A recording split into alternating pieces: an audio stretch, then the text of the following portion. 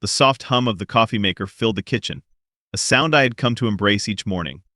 I loved how the rich aroma of freshly brewed coffee intertwined with the scent of vanilla and cinnamon, creating a cozy cocoon that wrapped around me as I prepared for the day. I poured the steaming liquid into my favorite chip mug, adorned with a faded smiley face that my brother had given me years ago. Little did I know the smile that mug had brought me would soon fade, just like the colors in its print. As I settled down at the kitchen table, the sun's rays streamed through the window, illuminating the worn pages of a book one been meaning to finish. My heart swelled with admiration for Emily, my vibrant, ambitious girlfriend.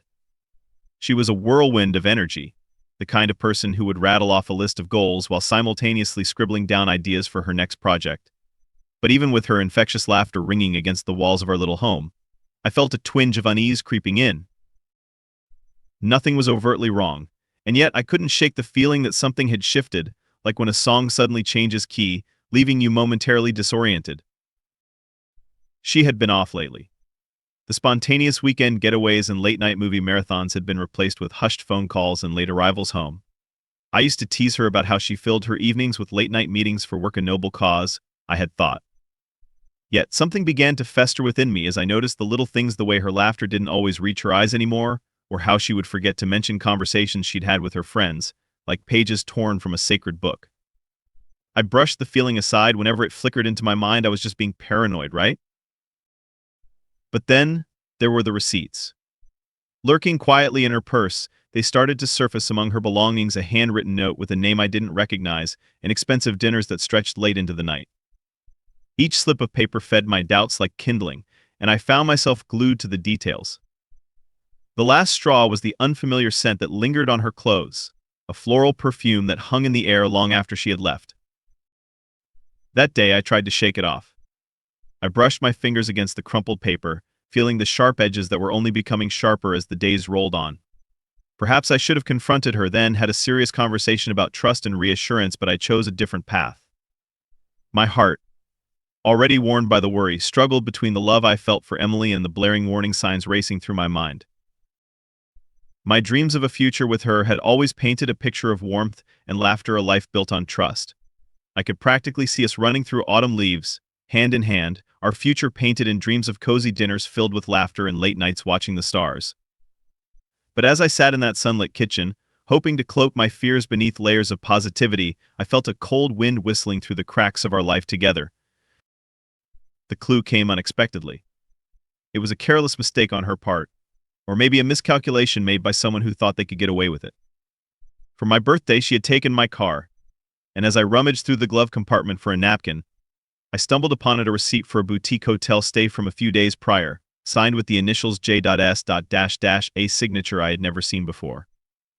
My pulse quickened as betrayal sliced through my gut, sharp and unforgiving. With my heart pounding in my chest, I resolved that I would not stand idle any longer. If Emily had chosen to betray the sanctity of our relationship, and not just for the thrill of a whirlwind romance, but with a married man, then beliefs that felt so solid had now turned to dust. I had trusted her wholeheartedly. Now it was time to unravel the ties that bound our lives together, strand by strand.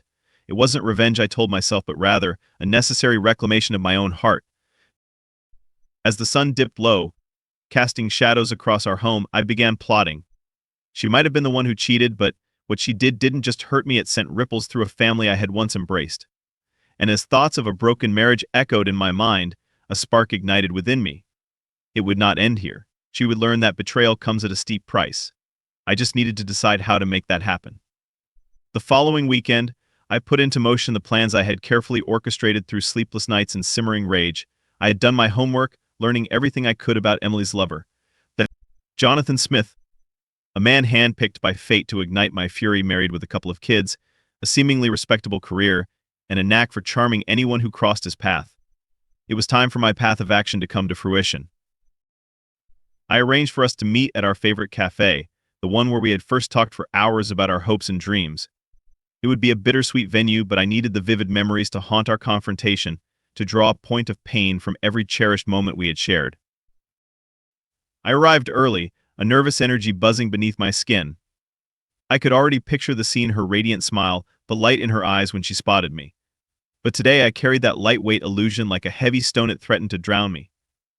As she walked through the door, I gave her a strained smile and gestured for her to join me. "Hey babe," she exclaimed with her usual buoyant tone, completely unaware of the tempest swirling just beneath the surface of the calm exterior I wore.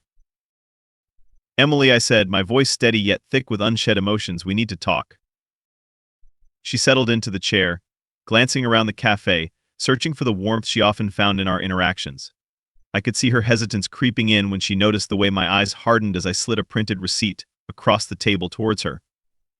It was as if I watched clarity wash over her, a sudden understanding of inevitability as she perused it. "Oh," she whispered. "Where did you find that?" "Out of curiosity, I went into your purse, thought it would be a gift receipt or something." "Thought you were planning a surprise for me," I replied coldly. "But it looks like you weren't the one to surprise." Her face went pale, and she opened her mouth to protest. I swiftly silenced her. "No, you don't get to backtrack now, Emily. I deserve more than pathetic excuses. I want to know how long this has been going on." Her eyes shimmered, a mixture of fear and guilt mirrored in them. "I never wanted to hurt you. It just happened. I thought it was a moment of fun, a distraction." "A distraction," I exploded, the coolness of the cafe now replaced by a tension so palpable even the barista paused mid-brew to glance over. "You're dating a married man, you're tearing two families apart. Do you even care what he's doing to his wife and children, or about what you've done to me?" My voice echoed through the coffee shop like a tremor of truth, striking chords of recognition in surrounding patrons. For a moment, everything felt deafeningly silent but for the pounding of my heart, matching the percussion of my fury. I didn't think it through," she stammered, visibly wilting under the weight of my confrontation. "I thought it was just something fun. Just a fling." "Just a fling," I shot back, feeling wild abandon eclipse any rationality within me. "What a convenient way to justify your choices. What's next? Telling me that love is just a phase?"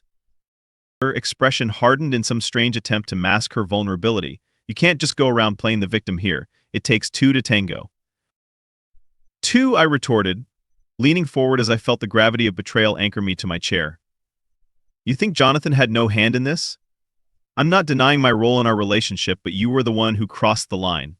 And you know what? You weren't the only one tangled in this mess." With steely resolve, I withdrew my phone and slid it across the table towards her. It was a text thread with Jonathan 1, where I had exposed my knowledge to him and warned him to end things or face the consequences.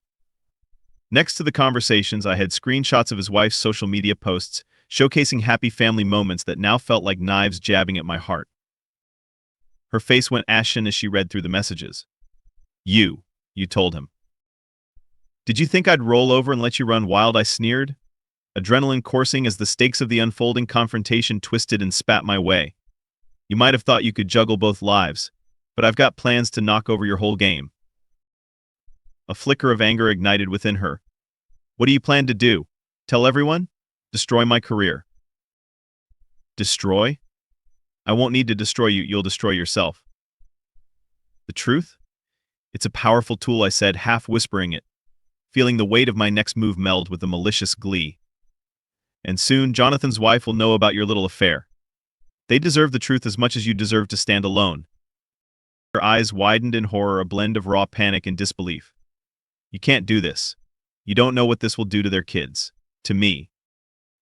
And there it was, the realization that the world was crumbling around her. But as much as it saddened me to see the chaos in her expression, it didn't drown out the pleasure of control coursing through my veins. "Yes, I do know," I murmured firmly, leaning back in my chair, savoring our moment of tension. "If the truth be told, it's not just you who will suffer. Jonathan's family will bear the weight of your choices, too. And then we'll see how you manage in the ashes of your chaos." The tremor in her hands betrayed her composure as I rose from the table and turned to walk away, each step feeling weighted with purpose.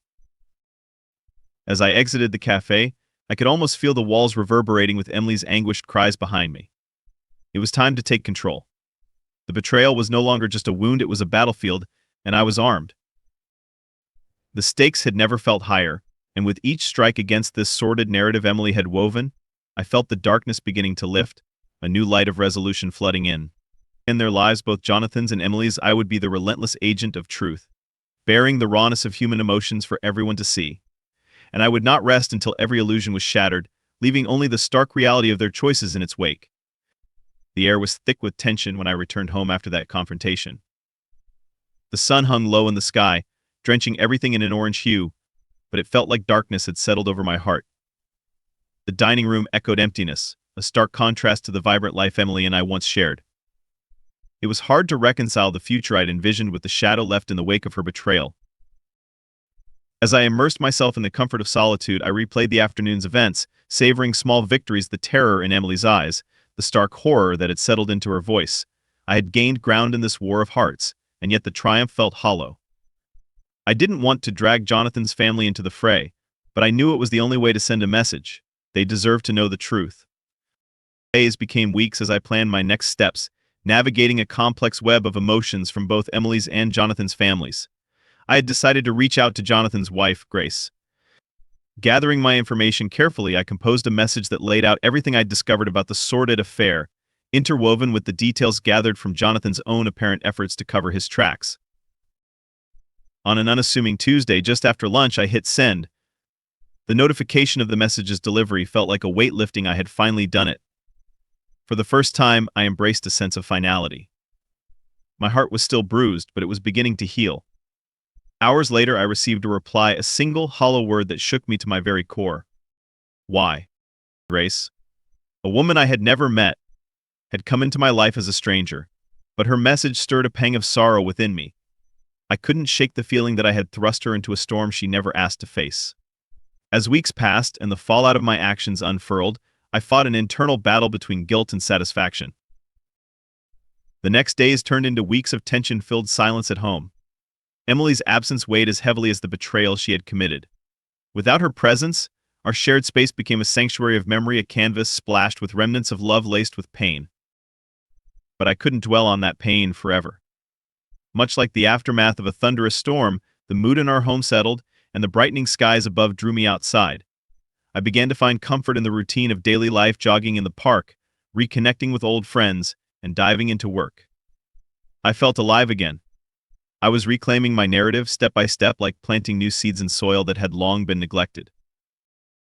Meanwhile, Emily faced the brunt of her actions. News of her affair spread like wildfire, consuming her reputation and diminishing the lives she had once woven around her. Her world collapsed under the weight of truth revealed in the wake of her infidelity, a family reduced to silence, friends pulled into the chaos, and disapproval plastered across social media. The woman once adored by so many became a cautionary tale, and it hurt to witness her unraveling. Jonathan, too, was left with shattered dreams and broken relationships. Grace confronted him not only about his betrayal but also about the lives irrevocably altered by his choices. Their marriage, once a partnership built on trust, crumbled under scrutiny, forcing their children to navigate the repercussions of a shattered family. From a distance, I absorbed the fallout, two families torn apart by one decision that cascaded into a series of irreversible consequences. Though my involvement had added a layer of bitterness to my soul, I understood that I couldn't shoulder the blame for their choices.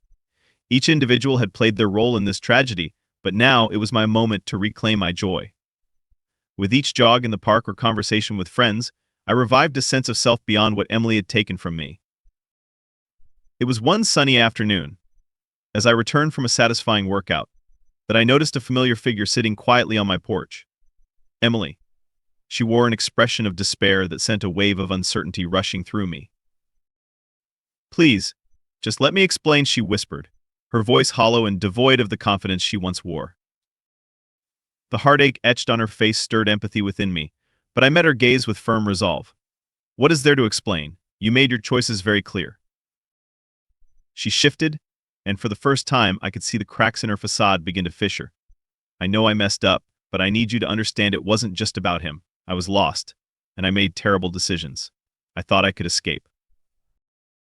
"There's no escape from the truth, Emily.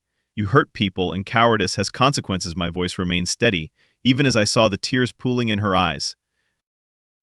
I couldn't face what I'd done. She buried her face in her hands. "I lost everything. I was your partner in crime, and I shattered us. I thought I could handle it, but I was wrong." With that, I felt all the weight of my past fill the emptiness between us just long enough for pity to seep in. But as I felt that familiar flicker of concern, I shut it down. I had found my own strength through the wreckage of our relationship, and I had learned that I could no longer try to mend something broken beyond repair. Emily, you lost your way, and I can't be a part of that. I need to protect myself. Her gaze fell, but there was a quiet dignity there, too. A resignation to the choices made. I know I don't deserve your forgiveness, or even your sympathy. But I want you to know I'm working on myself, even if it's too late for us. With a deep breath, I took one last glance at the woman who had once been my everything. Hope filled the air, but it floated away with the weight of our broken past. I'm moving on. As I turned to step inside, I felt the sun warming my shoulders, a soft reminder that life goes on. Behind me, I could feel her presence fade, a ghost of shadows passed. And as the door creaked shut, sealing away her pain, the remnants of our life slipped away with it. Closure had arrived. In the weeks that followed, I stayed true to my path. I filled my life with fulfilling pursuits and open hearts, creating relationships that blossomed from honesty rather than betrayal. I began volunteering at local charities, realizing that giving back improved the world in my corner, creating a ripple effect of goodwill where once I had faced darkness. With each decision I made, each new personal milestone I reached, I reclaimed pieces of myself that had been scattered in the wreckage of Emily's choices. While one door closed with finality, I opened others' doors to growth, independence, and a life that thrummed with new possibilities.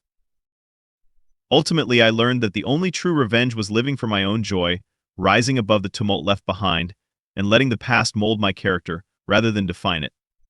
In that, I found my power, and there, I truly flourished.